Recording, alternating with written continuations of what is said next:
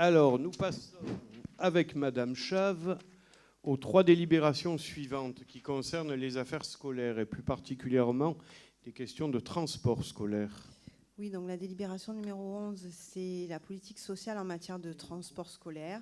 Donc cette année encore, la municipalité, par l'intermédiaire du CCAS, appliquera sa politique de transport social en matière de transport et accordera la gratuité des transports scolaires à certaines familles en fonction du revenu fiscal de référence et des barèmes de la CAF, ainsi qu'aux bénéficiaires du CCAS.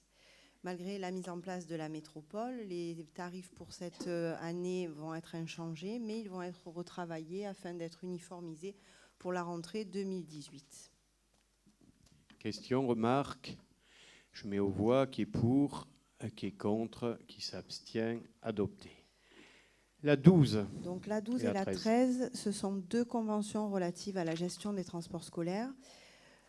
Les transports scolaires étaient une compétence du conseil départemental et elles ont été transférées de la manière suivante. Donc une partie à la métropole pour les services de transport des élèves qui demeurent et qui sont scolarisés sur le territoire de la métropole, et à la région pour les services concernant les enfants qui demeurent, les élèves qui demeurent sur le territoire de la métropole mais qui sont scolarisés au-delà des frontières du territoire métropolitain.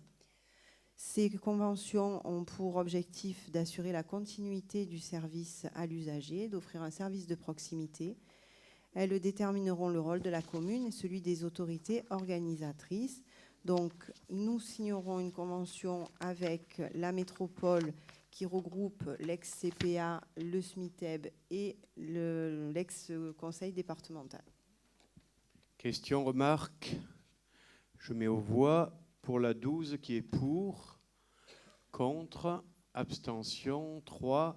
Pour la 13, pour, contre, contre.